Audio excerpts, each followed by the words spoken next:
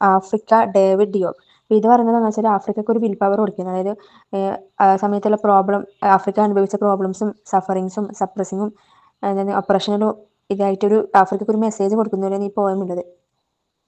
Britain എന്താണ് ആഫ്രിക്കനെ ഒരു അടിമനെ പോലെ സ്ലേവറിനെ പോലെ കണ്ടിട്ട് അവർ എക്സ്പ്ലോയിറ്റ് ചെയ്യുന്നത്, എന്താണ് ആഫ്രിക്കനെ എന്താണ് ചൂഷണം ചെയ്യുന്നത്.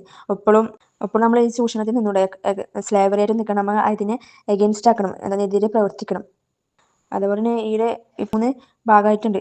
ഒന്ന് ബിഫോർ കോളനൈസേഷൻ, അതായത് ഇങ്ങനത്തെ എക്സ്പ്ലോയിറ്റ് ചെയ്യുന്നതിന് മുമ്പെല്ലാം ഭയങ്കര ആഫ്രിക്കൻ പീപ്പിൾസ് ഭയങ്കര സ്ട്രോങ് ആയിരുന്നു. എന്നാൽ അതായത് എക്സ്പ്ലോയിറ്റ് ചെയ്യുന്ന സമയത്ത് എക്സ്പ്ലോയിറ്റേഷൻ ഭയങ്കര പാത്തറ്റിക്, അത് ബാഡ് കണ്ടീഷനിൽ ഓരെല്ലാവരും സഫർ ചെയ്യുന്നത്. എന്നാൽ നമ്മുടെ ഫ്യൂച്ചർ ജനറേഷൻ എന്തായാലും ആഫ്രിക്കൻക്ക് എന്തായാലും ഒരു ഹോപ്പ് കൊണ്ടുത്തരും. ഒരു ഹോപ്പാണ് ഇതിൽ പറഞ്ഞത്. നമുക്ക് ജസ്റ്റിസ് കൊണ്ടുത്തരും. അങ്ങനെ അതായത് ജസ്റ്റിസ് നമ്മൾക്ക് ഫ്രീഡം തരുന്നതാണ് ഈ പോയറ്റ് ചെറുങ്ങനെ വിശദീകരിക്കുന്നത്. അതാണ് ഫസ്റ്റ് തന്നെ പറഞ്ഞത്. ഈ ഡേവിഡ് ഡിയോപ്പ് എന്ന് പറയുന്നത് ഫ്രാൻസിലാണ്. അപ്പോൾ പക്ഷേ ആഫ്രിക്കയാണ് മദർലാൻഡ്, അമ്മയും അച്ഛനും നാറ്റീവ് ലാൻഡാണ് ആഫ്രിക്ക. അപ്പോൾ ഫ്രാൻസിലായിട്ട് എത്രയോ വർഷത്തിന് ശേഷമാണ് ആഫ്രിക്കയിൽ വരുന്നത്. പക്ഷെ എന്നാൽ പോലും ആഫ്രിക്കൻ്റെ നാറ്റീവ് ലാൻഡിൻ്റെ ഒരു ലവും അറ്റാച്ച്മെൻറ്റും ഇയാൾക്കുണ്ട്. അപ്പോൾ ഡേവിഡ് പറയുന്നത്, ഞാൻ ഒരിക്കലും ആൻസിസ്റ്റർ ഹോമിൽ കണ്ടിട്ട് അങ്ങനെയൊന്നുമില്ല. എൻ്റെ അമ്മൂമ്മ ഗ്രാൻഡ് മദറോട് പാട്ടിലൂടെയാണ് ഞാൻ അറിഞ്ഞത്. അപ്പോൾ ഞാൻ ഭയങ്കര അഭിമാനിക്കുന്നു. എൻ്റെ ബ്ലാക്ക് ബ്ലഡ് ഉദ്ദേശിക്കുന്ന ആഫ്രിക്കൻ പീപ്പിൾസ് കുറച്ച് ബ്ലാക്ക് ആയിരിക്കുമല്ലോ. അപ്പോൾ റേസിസ്റ്റ് ഡിസ്ക്രിമിനേഷൻ ഉണ്ട്. അപ്പോൾ എൻ്റെ എൻ്റെ നരമ്പിലൂടെ ഓടുന്നത് ബ്ലാക്ക് ബ്ലഡാണ്. അതായത് ബ്യൂട്ടിഫുൾ ബ്ലാക്ക് ബ്ലഡാണ്, അത്രയ്ക്ക് മനോഹരമായ ബ്ലാക്ക് ബ്ലഡാണെന്നല്ല പറയുന്നത്.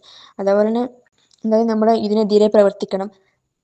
നമ്മളെ എക്സ്പ്ലോയിറ്റ് ചെയ്യാൻ അധികം അവർക്ക് ഇത് കൊടുത്തുകൂടാ, എക്സ്പ്ലോയിറ്റ് ചെയ്യാൻ മറ്റുള്ളവർക്കൊരു അവസരം കൊടുത്തുകൂടാ. കാരണം നമ്മളെ ആഫ്രിക്ക എന്ന് പറഞ്ഞത് നമ്മുടെ നാടാണ്. അപ്പോൾ നമ്മുടെ ഒരു നാട്ടിൽ എങ്ങനെ 100 വന്നിട്ട് ഇതാക്കല്, നിങ്ങൾ എന്തുകൊണ്ട് പ്രതികരിക്കുന്നില്ല എന്നിട്ട് കുറേ ക്വസ്റ്റ്യൻസ് എല്ലാം ചോദിക്കുന്നുണ്ട് ഇതിൽ. അതുപോലെ നീ പ്രതികരിച്ചിട്ടില്ലെങ്കിൽ ഹ്യൂമിലിയേഷൻ, ഷെയിം, നാണക്കേടാണെന്നല്ലോ അങ്ങനത്തെ എന്തെല്ലോ പറയുന്നുണ്ട്. പിന്നെന്താണ് ഈ ആഫ്രിക്കൻ ഇതിന് ഉത്തരമെല്ലാം നൽകുന്നത് ആരാന്നല്ല, ഗ്രേവ്. വേണമെങ്കിൽ 4 മാർക്കിൻ്റെ ലൈൻ എക്സ്പ്ലനേഷൻ വേണമെങ്കിൽ ചോദിക്കാം. ഇതിനുള്ള ഉത്തരം കൊടുക്കുന്നത് ഗ്രേവാണ്. ഗ്രേവിൻ്റെ അടുത്ത സീരിയസ് എന്നാണ് ഇതിലുള്ളത്, ടെക്സ്റ്റ് ബുക്കിലില്ല. അപ്പോൾ ഗ്രേവ് പറയുന്നത് ഒരു മരത്തിനെ കൺസിഡർ പറയുന്നത് ആ മരം എന്ന് വെച്ചാൽ ഒറ്റക്ക് നിൽക്കുന്നത്.